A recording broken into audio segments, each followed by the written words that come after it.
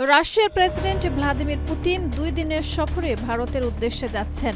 এটি তার প্রথম সরকারি সফর 2022 সালে ইউক্রেন রাশিয়া সংঘাত শুরু হওয়ার পর। পুতিন 4 ডিসেম্বর সন্ধ্যায় দিল্লিতে পৌঁছাবেন এবং 23তম ভারত রাশিয়া বার্ষিক শীর্ষ সম্মেলনে অংশ নেবেন। তিনি ভারতের প্রধানমন্ত্রী নরেন্দ্র মোদীর সঙ্গে বৈঠক করে দুই দেশের স্বার্থ সংশ্লিষ্ট আঞ্চলিক ও বৈশ্বিক বিষয় নিয়ে আলোচনা করবেন।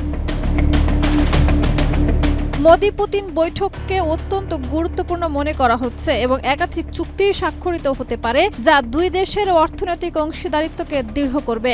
মার্কিন গণমাধ্যম ব্লুমবার্গ জানিয়েছে, পুতিন এই সফরে ভারতের সঙ্গে Su-57 যুদ্ধ বিমান এবং S-500 আকাশ প্রতিরক্ষা ব্যবস্থা ক্রয় চুক্তি করতে পারেন।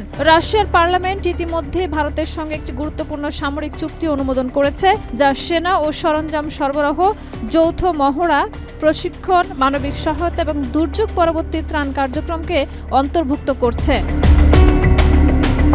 পুতিন সাধারণত বিদেশ সফরে কম যান, কারণ তার নিরাপত্তার ঝুঁকি অনেক বেশি। তাই ভারত সফরের জন্য দিল্লিতে 5 স্তরের বিশেষ নিরাপত্তা বলয় তৈরি করা হয়েছে, যেখানে রাশিয়ার অভিজাত নিরাপত্তা কর্মী, ভারতের ন্যাশনাল সিকিউরিটি গার্ড এবং স্পেশাল প্রোটেকশন গ্রুপ একযোগে দায়িত্ব পালন করছে। কনভয়ের উপর নজরদারির জন্য ব্যবহৃত হচ্ছে ড্রোন, স্নাইপার, জ্যামার, AI পর্যবেক্ষণ ও ফেসিয়াল রিকগনিশন ক্যামেরা।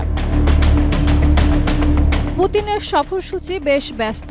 4 ডিসেম্বর সন্ধ্যায় নৈশভোজ, পরের দিন রাষ্ট্রপতি ভবনে সংবর্ধনা, রাজঘাটে মহাত্মা গান্ধীর স্মৃতিস্তম্ভে শ্রদ্ধা, হায়দ্রাবাদ হাউজের শীর্ষ সম্মেলন, ভারত মণ্ডপমে অনুষ্ঠান এবং রাষ্ট্রপতি দ্রৌপদী মুর্মুর রাষ্ট্রীয় ভোজ।